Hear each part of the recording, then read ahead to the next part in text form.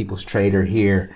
So we just finished talking about some of the mental things, the psychological framework that's needed, and some of the expectations.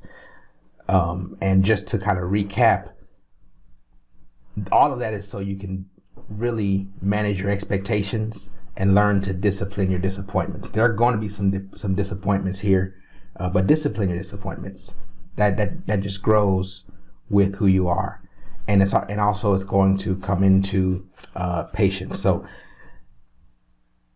now we're talking about the actual market and actual trading, like what you want to learn and what we're going to study here in this course. The first thing is you want to learn why and study why a market trades higher or why it trades lower.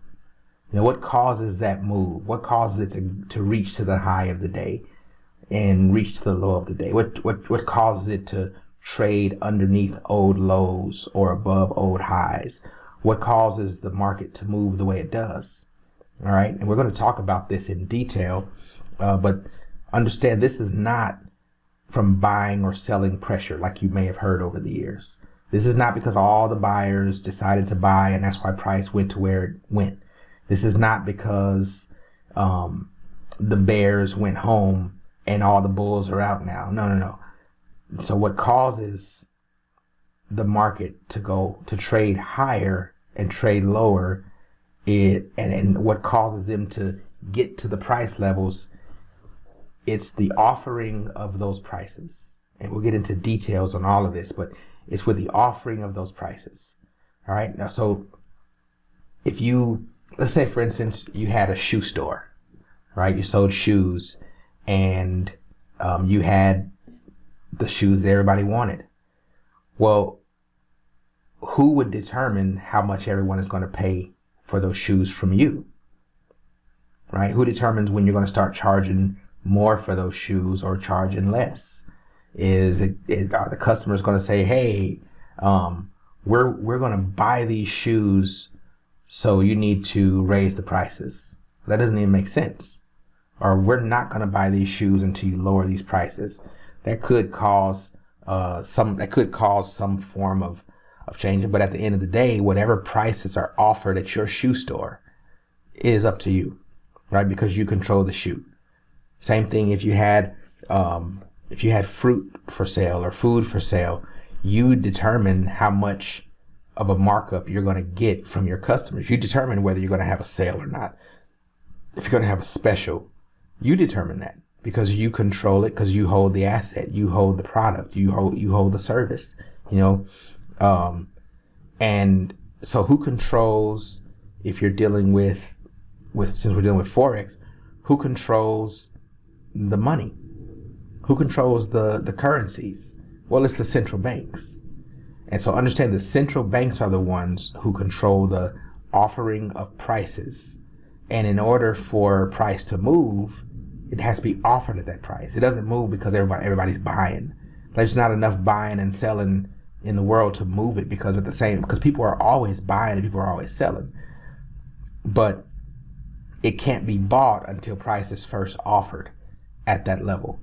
And there's various reasons, and we'll get into this too. There's various reasons as to why central banks will raise or lower the price. There may be they might want to deflate or inflate their dollar for whatever reason.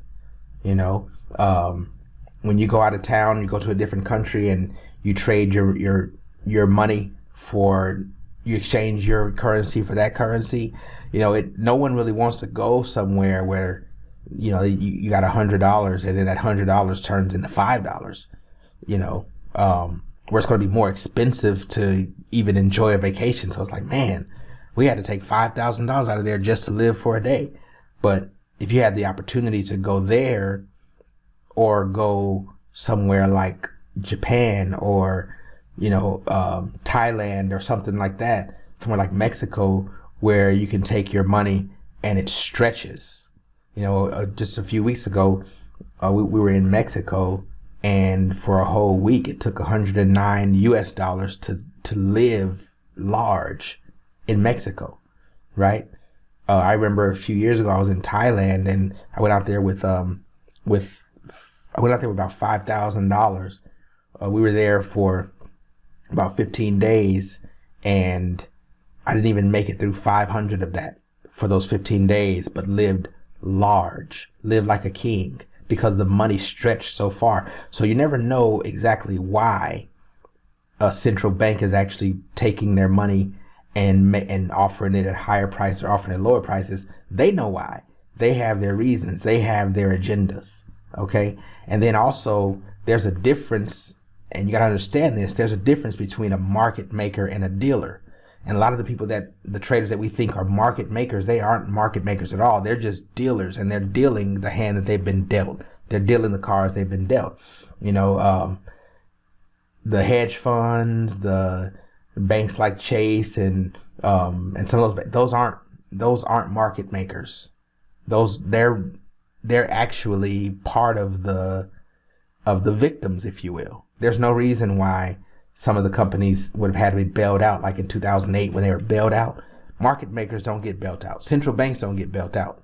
They don't get bailed out just because they control it. They control the prices. So the ones that are actually offering the prices are the ones controlling the hand. The ones who are dealing, they're not controlling the hand. They're just dealing the hand they've been dealt. So we're going to get into more detail about why those markets trade higher and lower, and actually how what to do with that. But then the second thing is study where a market is likely to trade to. All right, this is much more important than the entry. I know, you want to get in at the bottom and get in at the top where you sell from the top point and get every single pip out that piece or whatever. But if you don't know where to go, then it's kind of hard to justify a start. And I know I was notorious for this, finding the best entry but not knowing when to get off, not knowing when to get out, and I would hold on to a trade and be bragging on that trade like I was in Who Moved My Cheese, just talking about, oh my goodness, look at this trade, man, I got in, man, this is a wick entry and all that good stuff, only to lose the trade eventually because I had no idea where it was going, right? So study where a market is likely to trade to, right? What are the targets? What are the entries? None of us would actually get on a plane if it didn't have a destination defined. You get on the plane and then the pilot says, well, we're about to take off. Not sure where we're going to go, but eventually we'll get there. When we know where we're going, we'll let you know. Nobody's going to stay on that plane. So you want to treat your trading like it's a plane. Have the destination in mind first. All right. And then number 3, spend your time in past price action, mostly during back testing. And what you're going to do is you're looking for the time that the highs and the lows took place. You're looking for the time of the big moves and the time where patterns actually shaped. Because what this does, this creates familiarity in your mind, and this move is what creates the money. All right. Number 4, keep a study journal. Record all your observations, record your back testing, record everything, write it down, jot it down, and then make sure you keep it simple. Don't confuse yourself with your own notes. Don't be a prisoner of your notes where you don't know what in the world you're writing down. And understand this, you don't need to know everything. All right? You don't need to know everything. Just really learn one thing, learn one setup, learn when markets are likely to behave a certain way, right? Using seasonal tendencies. You can get that from Steve Moore, and I'll talk about that a little bit more later. Number 7, become a specialist of a single market at most 2. All right. You don't need to trade every single thing out there. So understand it like this: each market, each currency, each asset is like having a kid or a pet. It's easier to really get deep and learn one or two than it is to learn and follow all of them. All right. Especially when you're in the beginning, you got to budget your time and you want to study how a market moves. You don't want to be arrested and sitting in front of the chart trying to figure out this, that, or the other. And the thing about having one or two markets or one or two assets, it creates discipline, it creates patience, because when there is not a move, now you just have to learn how to sit on your hands instead of always needing to be in a trade. All right. Number 6, centralize your efforts on one single model or one single trading strategy.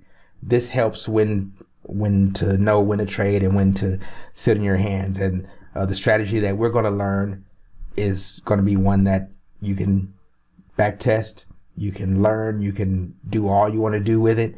And when it's not there, don't force the trade. When it is there, take it. All right. You're going to develop a framework for a market based on higher time frame bias. No less than the 4-hour charts. We're going to be looking at the weeklies. We're going to be looking at the dailies and the 4 hours to get everything set up. And then you're going to find one setup, determine an easy, low effort target. I know that you see people going for 900, 1,000 pips, 2,000 pips, whatever, and going for 1 to 200 runs, 1 to 30 runs, 1 to 1,000 runs, but none of them can actually show you how much money they made. You know why? Because those moves don't happen a lot. And since those moves don't happen a lot, you're looking for consistency, not a unicorn. Okay? So determine your bias, find your target, start with 1-to-1 risk to reward ratio. In other words, if you're aiming for 10 pips, then give yourself a 10 pip stop loss. All right, start there. And once your consistency is up, you can start adding to that. All right. So I'll see you in the next video.